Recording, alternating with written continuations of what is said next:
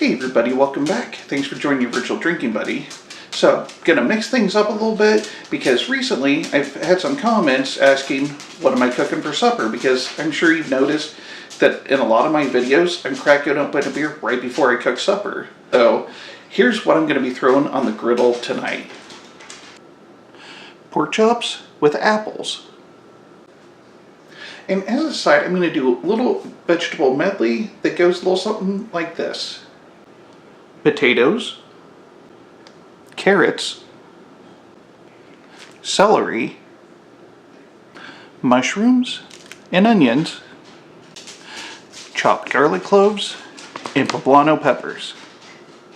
Okay, so you can see the grill's smoking, and I've learned this from the Backyard Hibachi, that once the griddle is smoking, the oil has reached its smoke point. So it's going to start burning is what's going on. So you turn your griddle down to whatever temp you want. Then I'm going to add a little bit of olive oil.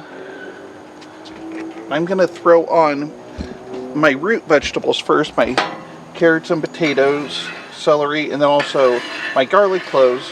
I'll get those nice and toasty and get that garlic flavor really ingrained into the vegetables.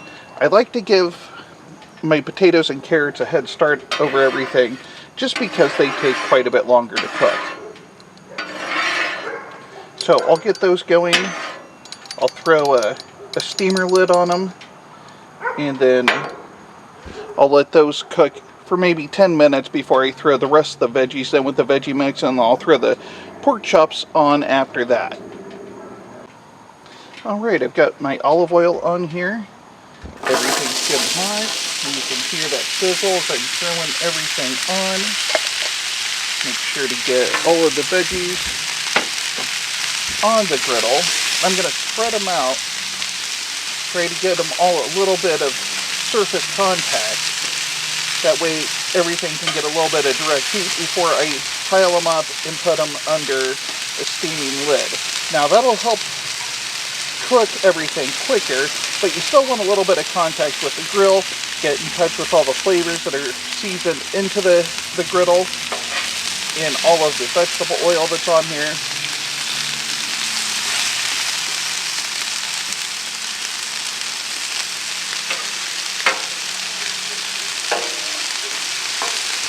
Right, I'm going to give that just a couple of minutes, and then I'll add the lid. Okay, so I've let everything cook for a couple of minutes. Got in a little bit closer so you can see the nice array. I've got my celery, my potatoes, my carrots going on, a big handful of diced up garlic. It smells amazing already. Now I'm going to pile this up a little bit so I can throw this lid on. And then I'll probably give them a good 10 minutes with the lid on before I add the rest of the vegetables and throw on the pork chops. All this stuff just takes so much longer to cook, but it can be done. Alright, well, let's see if I made that a small enough pile to fit the lid on. Alright, a little bit of effort, everything fits in there just fine. Now I'm going to hit it with some water so that it gets a nice good steam in there. Oh yeah, you can hear that sizzling. So I'll probably hit it a few times while it's cooking under the lid with water, just so that there's a nice steam. That'll help raise the air temperature in there and help cook everything a little bit more thoroughly. Alright, so I've given the root vegetables about a 10-minute head start, giving them a little bit of steam. Now it's time to add the rest of the veggies. Gotta scrape this off the griddle. Scrapes off pretty clean. Oh, lost the carrot there. That'll happen sometimes. Unfortunate side effect of gravity, I suppose. Well, that and the fact the carrots are round.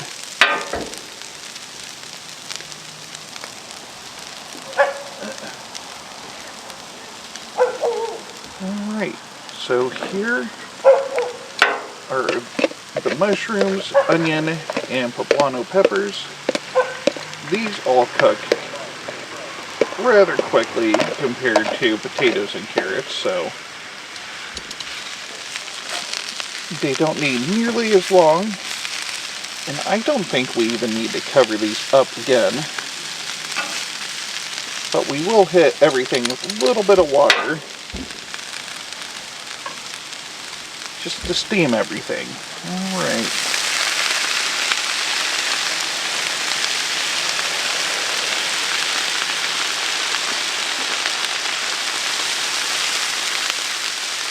Got a good sizzle going. Now it's time to throw on the pork chops. Alright, I'm going to start off by putting just a little bit of olive oil on there. We'll spread that out a little bit.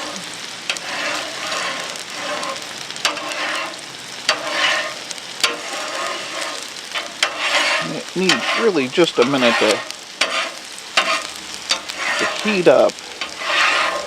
And then I'll slap the pork chops on, and we'll give those a good sear before we throw the apples and onions on. Alright, well, let's get those on.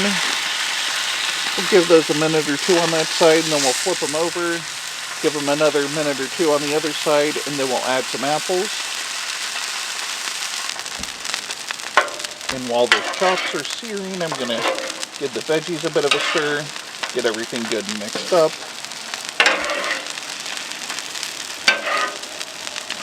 Look at that, that's gonna be beautiful.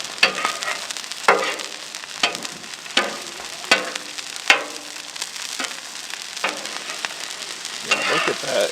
A little bit of charring on the root vegetables already. Get everything good and mixed up, and then spread it back out. Those carrots keep just wanting to commit suicide down into the grease trap, which is really unfortunate because I happen to find cooked carrots delicious. I don't know why they'd rather roll down there than end up in my belly. Alright, now time for a quick flip of these. Look at that. Looking good already.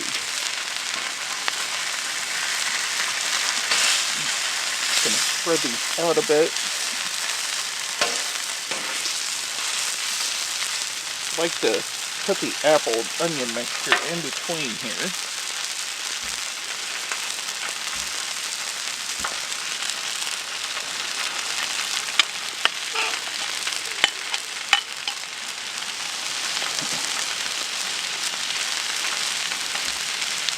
Look at that. So yeah, the apple and onions here, they only need, I don't know, maybe 5 minutes to cook. Last time I cooked them, they didn't need a terribly long time.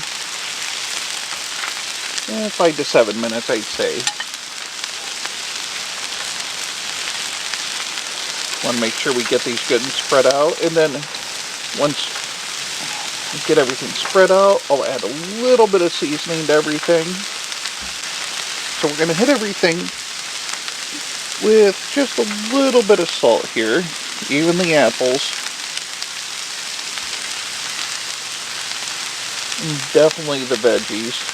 Healthy amount on the veggies. Then we'll hit everything with some pepper. I know it seems counterintuitive to put pepper on the onions, but trust me, the last time I made this, the only seasoning that I used, and it ended up really, really tasty. Alright, and then we're going to just put a little bit of water on everything. Get a nice good steam on. I find that water, even when you're not covering your food, is very helpful. And then give these veggies a stir. We don't want them burning to the griddle. Gotta keep everything moving. And trust me, everything will cook, but if we leave it too long, it'll definitely burn to the griddle. Made that mistake before. Apparently, it's more important to pay attention to the food than it is to drink beer while you're cooking. Who knew? Alright, now we're going to give the pork chops and apples just a few minutes under the lid. We're going to hit it with just a little bit of water. Get a little bit of steam in there. Oh, got a little overzealous with the water there. Alright, gonna let that steam just a few minutes. Now, as one last step before I pull everything off the griddle, I'm gonna braise the apples and the pork chops just a little bit with some cider. Now, you can use a few different things, but I just happen to have some cider in the house, so that's what I'm going to use. But realistically, you can use broth. Beer is acceptable. You can even use water. It's going to dull down the flavors just a little bit, but you definitely can use that. But I had some cider in the house, so I thought I'd splash a little bit of that on here. And it's a cinnamon apple cider, so that cinnamon gives it a nice little kick.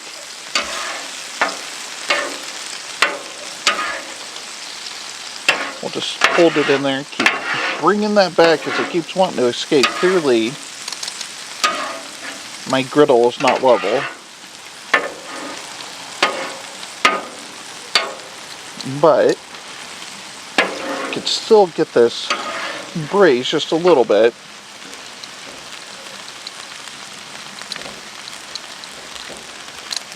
Okay. We'll get this all pulled off the griddle, and then it'll be time to plate. And there you have it. Pork chops with apples and a vegetable medley.